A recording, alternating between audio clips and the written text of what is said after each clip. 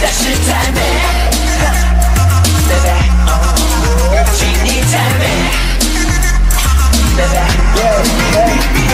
，Hello， 大家好，我是小罗罗。你刚才看到那一段机器人模仿艾坤打篮球跳舞的视频，其实并不是通过建模软件建模，然后做动画，在最后渲染导出的一个视频，而是通过一个叫 Wonder Studio 的软件傻瓜式制作的。你不需要会建模，不需要会大型的后期的专业软件，只需要把艾坤跳舞的原版的视频上传上去，然后点击扫描，它就会把视频里面的人物主体给识别出来。这个时候你就可以把你想替换的角色从右边给它拖进来。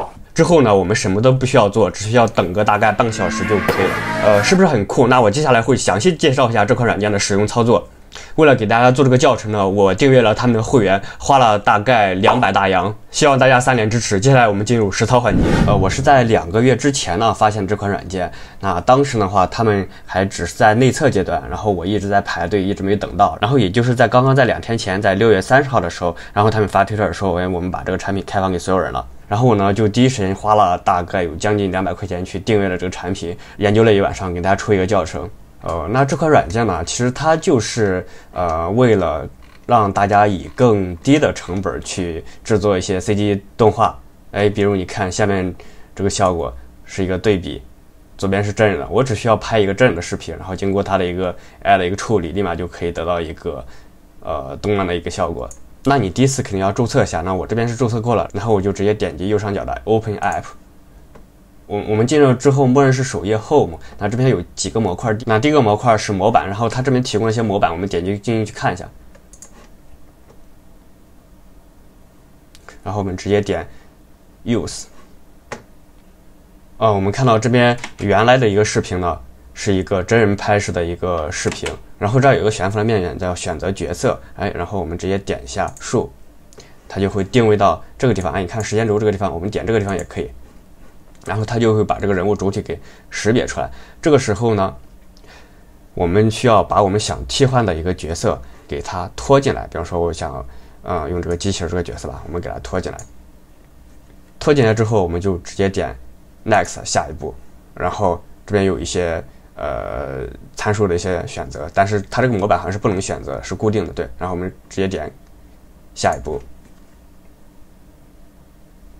模板的话是不需要等的，你看我们刚才做的这个东西立马就好了，不需要等的。我怀疑他们是把一些模板提前做好的。我们点击播放，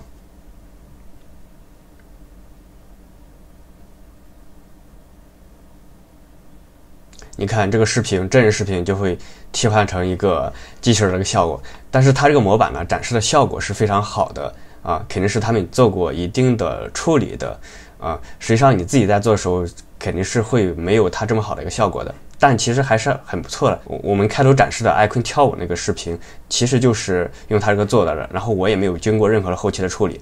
我们继续，我们刚才讲了首页的第一个模块模板，然后下一个模块是它的一些这个角色，这些角色我们刚才在那个使用那个面板的右侧已经看到过了。这个角色的话，未来应该会把它放在这个marketplace 这里面，就是说这个市场里面肯定会引入很多的艺术家，然后他们去建模生成自己的一些角色，然后给普通用户去用。第3个模块就是 recent project， 就是我们最近使用的一些项目。你看我最近做的一些视频都在这里。其他几个菜呢，你看 my project， 然后这大家可以理解 tempo， 这就是我们刚才讲的模板。然后我的资产就是我上传的一些视频的一些，就是我之前上传过一些视频，它就会放在这里面，不需要我们再次去上传。那接下来我们直接讲干货，点击这个 new。这边有2个选项，一个是这个 easy 模式，一个是 advanced 的一个模式。然后这个它是要买那个$99的一个会员的，然后我现在买的是一个$19.9美元的一个会员，所以我就点击这个，然后点击 continue。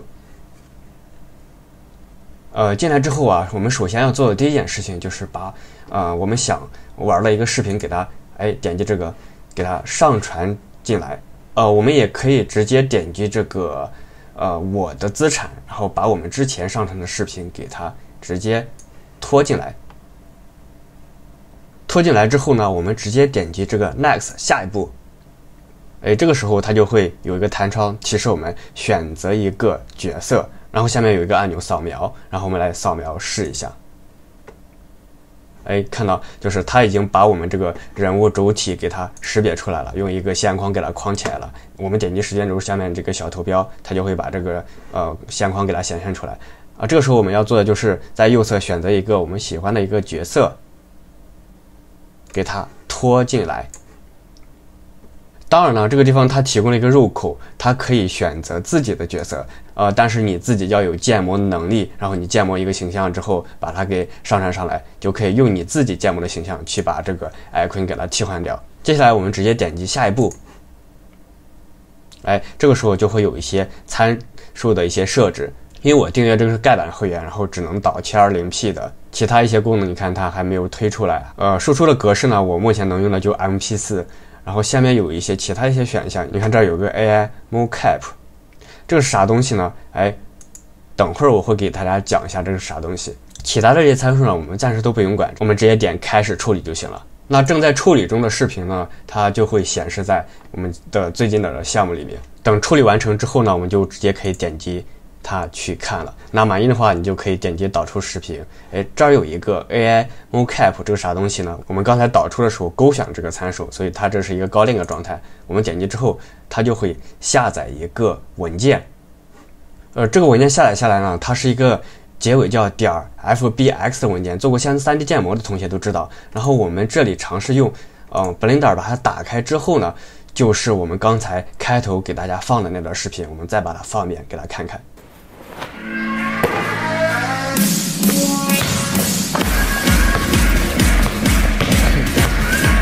OK， 其实我们刚才在编辑界面给大家漏讲了一个东西。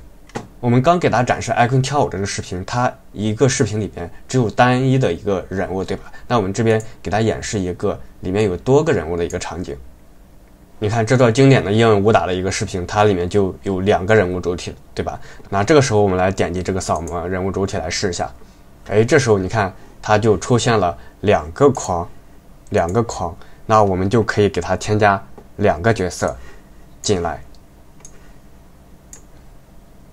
但是呢，因为我现在的会员等级这是一个初级的，好像最多只能添加3个吧。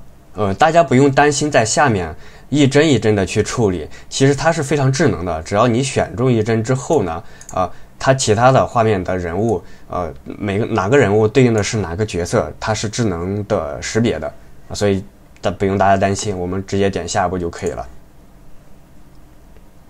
然后我这边是之前已经处理好了，我给大家直接看一下最终的一个效果吧。